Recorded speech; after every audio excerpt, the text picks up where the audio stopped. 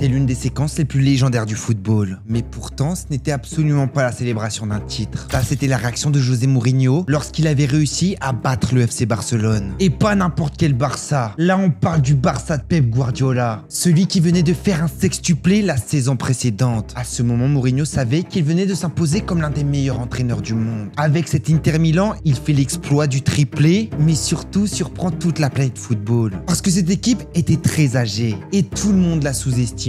Et dedans, la majorité des joueurs avaient été sous-estimés toute leur vie. Comme Snyder qui avait fait cette finale au Bernabeu, le stade du club qu'il avait rejeté pour Kaka. Eto'o qui avait été viré du Barça pour Ibra, car jugé pas assez bon pour Guardiola, mais derrière, il se venge avec un triplé. Milito qu'on a tout le temps dénigré, mais qui finit par gagner la C1. Cette équipe est pleine d'histoires qui font du bien. C'est pour ça qu'aujourd'hui, on va parler de la saison extraordinaire de l'Inter Milan de José Mourinho. Pour comprendre comment ils en sont arrivés là, faut remonter à la saison 2005-2006. À cette époque en Serie A, il y a deux gros mastodontes qui se battent pour le titre, qui ne sont rien d'autre que la Juve et l'AC Milan. Et de temps en temps, l'Inter Milan mangeait à leur table. C'était pas une excellente équipe, c'était juste une bonne équipe qui gagnait de temps en temps un titre. On pouvait comparer cet Inter Milan à Monaco, qui est une bonne équipe mais pas excellente, mais qui gagne de temps en temps quelques titres. Lors de cette saison 2005-2006, l'Inter Milan atteint les quarts de finale de la Ligue des Champions, mais se heurte malheureusement au géant espagnol Villarreal. Parce qu'à l'époque, Villarreal était une très grosse équipe. Cette défaite, le président de l'Inter, Moratti, n'a pas pu l'accepter. Il en voulait énormément aux joueurs. Tout ça, ça créa des tensions dans l'équipe où les joueurs voulaient même plus jouer pour le maillot parce que même leur propre président ne les supportait pas. Cette saison-là, ils termineront 3e en Serie A, derrière la Juventus championne et l'AC Milan. Et même s'ils étaient sur le podium, l'Inter Milan n'était absolument pas au même niveau que les deux premiers parce qu'ils avaient 12 points d'écart avec le deuxième. Ah, ils étaient bien loin. L'Inter Milan de Robert Mancini essaie malgré tout de sauver sa saison en essayant de gagner la Coupe d'Italie qu'ils gagneront finalement face à l'AS Roma. Mais juste après la fin de cette saison, un énorme scandale arrive. Plusieurs conversations entre des présidents, des arbitres, des entraîneurs fuitent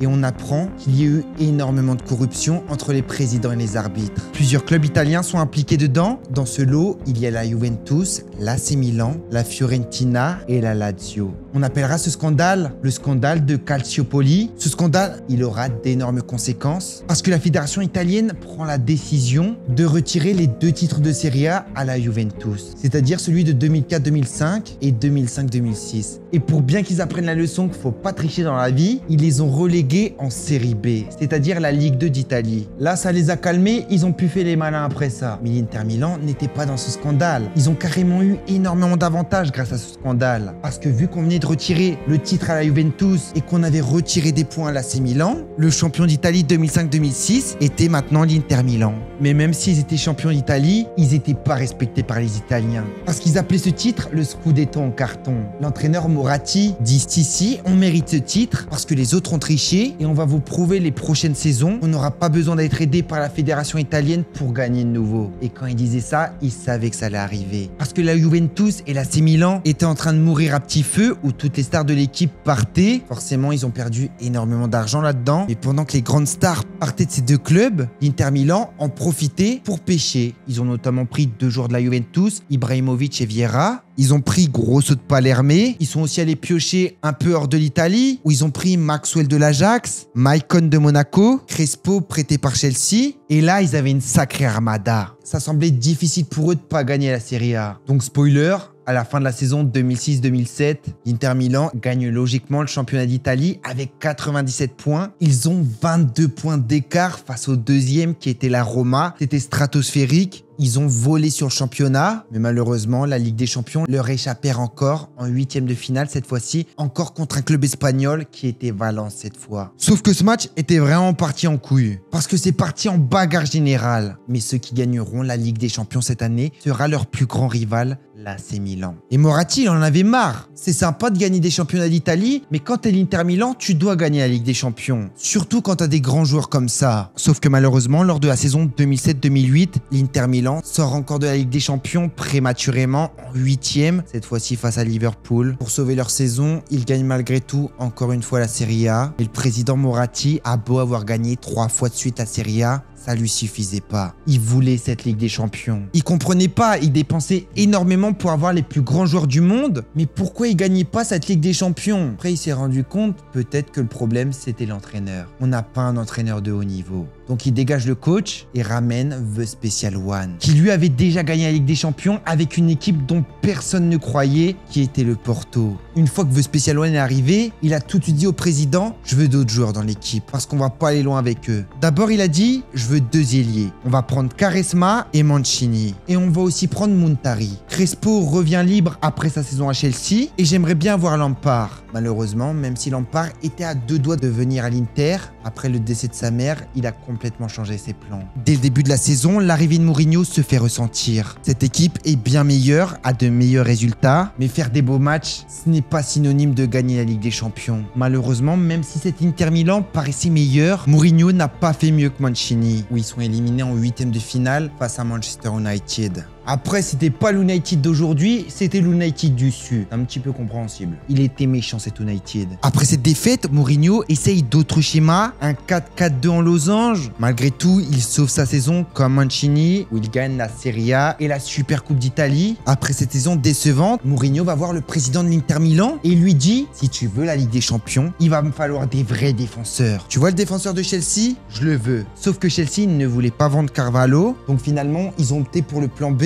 où ils ont pris Lucio du Bayern Munich. Même si Zlatan Ibrahimovic avait été excellent en Serie A, mais mauvais en Ligue des Champions, Mourinho voulait le garder. Sauf que le FC Barcelone a fait une très belle offre que le Suédois ne pouvait pas refuser. Le Barça avait quand même offert à l'Inter Milan 46 millions d'euros, plus dans le package, le vieux Samuel Eto'o tout rouillé que Guardiola ne voulait plus. L'Inter ne pouvait pas refuser ça. Arrivera l'Inter Milan lors de ce mercato, Milito du Genoa et Thiago Motta. Et enfin Snyder, que le Real Madrid ne voulait plus parce qu'ils avaient leur chouchou Kaka. Cette équipe était assez âgée. Il y avait des joueurs assez vieux comme Eto'o, Snyder, mais cette équipe avait quelque chose de plus. Elle était affamée. Parce que c'était une équipe très moquée. On l'appelait l'équipe des vieux. Et en effet, ils étaient assez vieux parce que la majorité avait plus de 30 ans. Mais tout ça, ça leur a donné la faim. Parce qu'ils savaient que s'ils ne gagnaient pas la Ligue des Champions cette saison, la saison prochaine, ce n'était plus possible parce qu'ils seraient plus au niveau. L'âge les aurait rattrapés. Mourinho commence avec une composition en 4-3-1-2. En Serie A, ça marche comme toujours, mais en Ligue des Champions, c'est pas tout à fait ça. Parce que même si l'Inter Milan est bon offensivement, défensivement, c'est pas ça. Ça se voit lors de leurs 3 premiers matchs de poule en Ligue des Champions, où ils butent face au FC Barcelone, face au Dynamo Kiev et même face au Rubin Kazan. Lors de leur 4e match, le match retour face au Dynamo Kiev, ils sont menés et donc sont à 2 doigts d'être éliminés dès les phases de poule. Mais Snyder renverse le match, l'Inter Milan gagnera 2-1. S'il y a eu ce succès, c'est que Mourinho avait fait quelques changements. Il était toujours en 4-2-3-1, où il avait mis Milito en avant-centre, Eto'o en ailier gauche, il avait mis Snyder en 10, et juste derrière lui, pour sécuriser, il y avait Motta et Cambiasso. En défense centrale, on avait Lucio et Samuel, qui les accompagnaient en latéral Zanetti et Maicon, et au poste de gardien, on avait l'excellent gardien brésilien, Julio César. Avec cette composition, l'Inter Milan était en tête de la Serie A, sauf que de janvier à avril, ils baissent un petit peu en niveau. La Roma leur passe devant d'1 point. Malgré tout, l'Inter Milan restait à la course grâce à des victoires à l'arraché, comme celle du 9 janvier 2009, où l'Inter Milan est mené jusqu'à la 88e minute, mais Snyder égalise. Puis à la 93e minute, Samuel Eto'o marque le but de la victoire. En avril, leur titre de Serie A est menacé, notamment lors d'un match face à la Juventus, où l'Inter est à 0-0 jusqu'à la 75e minute. Mais le joueur de l'Inter Milan, Maicon, marque sûrement le plus beau but de cette saison et donne la victoire à la Juventus. Malgré cette victoire, Mourinho se plaint de l'arbitrage comme il l'a fait tout le long de la saison. Il critique tout le monde. Les arbitres, les dirigeants de la Serie A, les dirigeants des autres clubs, oh bah tout le monde. Tout le monde prend cher, sauf ses joueurs. Il y a même certaines rumeurs qui disent que certains arbitres étaient à 2 doigts de faire grève juste à cause des critiques de Mourinho. Ça n'a jamais été ses copains les arbitres. Mais si Mourinho fait tout ça, c'est que c'est une stratégie. Le but, c'est que ses joueurs aient moins de pression. Et vous allez dire comment ça? Et bah ça, c'est simple à comprendre. Mourinho, quand il critique les arbitres et les dirigeants de Serie A, c'est lui qui se prend toutes les critiques des médias. Donc pendant que les médias le critiquent, ils vont pas critiquer critiquer la mauvaise passe d'Eto'o, la mauvaise performance de Sneijder lors d'un match. Non, ça vend plus Mourinho. Donc comme ça, les joueurs peuvent se concentrer sur leur football et ils sont pas perturbés par ce qu'il y a autour. C'est Mourinho qui prend tout. Vous avez compris la stratégie? Et petit débat parallèle, j'ai l'impression que Luis Enrique fait un petit peu ça. De temps en temps, il crée des polémiques sur lui pour pas qu'on embête ses joueurs. Les joueurs imitent tellement cet entraîneur que Sneijder l'avait dit lui-même. Je tuerai et mourrai pour lui.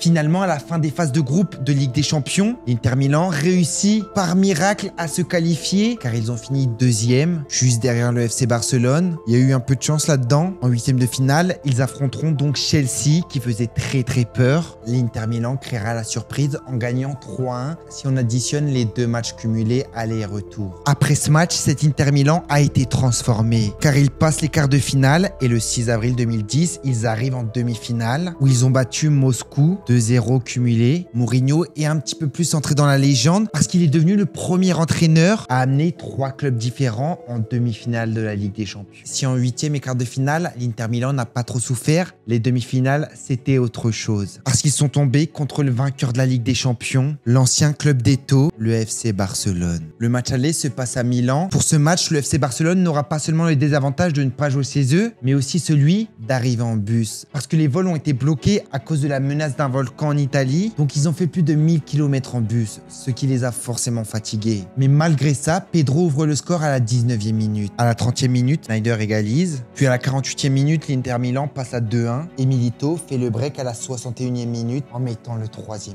Mourinho était fou, l'Inter Milan venait de gagner 3-1 au match aller. Mais ils n'avaient pas fait le plus dur, parce que même s'ils avaient 2 buts d'avance, maintenant il fallait garder cette avance au Camp Nou. Et ce match a très mal commencé pour l'Inter Milan, parce que dès la 28e minute, ils sont pris un rouge, où c'est Thiago Motta qui se l'est pris. Grâce à cette infériorité numérique, le FC Barcelone a plus de 70% de possession de balle, c'est énorme. Et même si Piqué avait marqué, le FC Barcelone ne réussira pas à marquer de deuxième but, et l'Inter Milan venait de se qualifier en finale de Ligue des Champions. Mourinho dira après ce match, c'est la plus belle défaite de toute ma vie. Cette finale se déroule au mythique Santiago Bernabéu.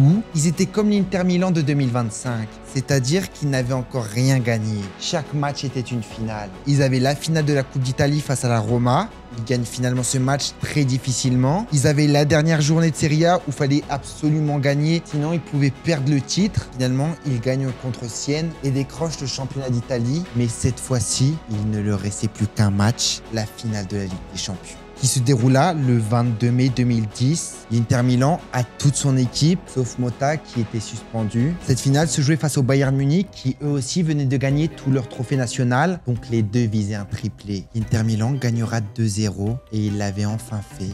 Ils étaient champions d'Europe. Après 45 ans sans l'avoir gagné, ce fut le dernier match de Mourinho à l'Inter Milan, où il est parti comme un roi pour tenter une nouvelle aventure en Espagne au Real Madrid. Parce que comme il a dit, si tu loupes l'opportunité de ne pas entraîner le Real Madrid, ça laissera un vide dans ta carrière. C'était Tips, c'était un plaisir. Et si vous êtes resté jusqu'ici, commentez, il est chaud Mourinho. Seuls les vrais comprendront. Et je vais me coucher moi parce qu'il est déjà minuit. Fatigué ou pas les gars, je vous fais des vidéos.